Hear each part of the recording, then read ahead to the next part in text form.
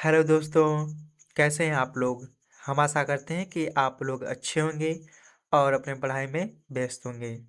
तो हम लोग पढ़ रहे थे क्लास 12th बायोलॉजी का एक चैप्टर जिसका नाम था जैव विविधता एवं संरक्षण। तो आज उस चैप्टर का लेक्चर नंबर 5 होने वाला है। अगर तक आपने इससे पहले वाला लेक्चर नहीं देखा है तो जाकर तुरंत देख लीजिए। तो आइए ज़्यादा देर न करते हुए हम इस लेक्चर की शुरुआत करते हैं। तो इस लेक्चर में हम जो पहला हेडिंग पढ़ेंगे उसका नाम है जैव विविधता का संरक्षण। कि हमारी जो जैव विविधता है उसका हम लोग संरक्षण कैसे करेंगे। ठीक है। जैव विविधता को सुरक्षित करने के लिए दो विधियां उपयोग में लाई जाती हैं। हमारी जो जैव विविधता है उनको सुरक्षित करने के लिए दो विधियां उपयोग में लाई जाती हैं।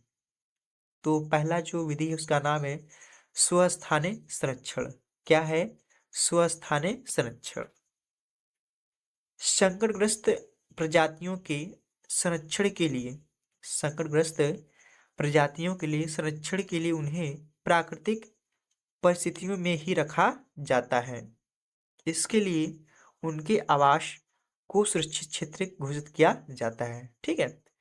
तो यहाँ इसमें आप समझने का प्रयास कीजिएगा कि आपका जो स्थानीय संरक्षण इसमें क्या होता है कि जो संकटग्रस्त प्रजातियां होती हैं, ठीक है, उनको संरक्षण के लिए उन्हीं के प्राकृतिक आवास मतलब प्राकृतिक परिस्थितियों में रखा जाता है। ठीक है, जिसे स्वस्थानीय संरक्षण कहते हैं। इसके लिए उनके आवास को सुरक्षित क्षेत्र घोषित किया जाता है। ठीक है। आइए आगे हम लोग चलते हैं। इस दृष्टिकोण से राष्ट्रीय उद्यान, प्राकृतिक सुरक्षा स्थल, शरण स्थल आदि विकसित किए जाते हैं।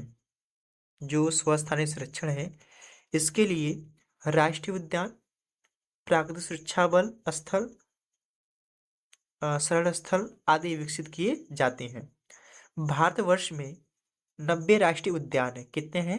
90 राष्ट्रीय उद्यान है तथा 448 शरण स्थल वन जंतु विहार है। ठीक है। इसमें क्या होते हैं? आपके स्वस्थानिक संरक्षण किए जाते हैं। आइए आगे हम चलते हैं और बढ़ते हैं अगले टॉपिक की तरफ।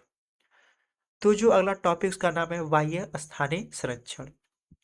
जब संकटग्रस्त जीवों एवं पादपों को उनके प्राकृतिक आवास से हटकर मतलब हटाकर अन्य सुरक्षित स्थानों पर रखा जाता है या पौधों को उगाया जाता है, इन कृत्रिम आवासों में प्राकृतिक वातावरण प्रदान की जाती है जिसे वाह्य स्थानीय संरक्षण कहते हैं। जैसे में राष्ट्रीय उद्यान, शोधशालाओं, ग्लास हाउस आदि ये सब क्या है?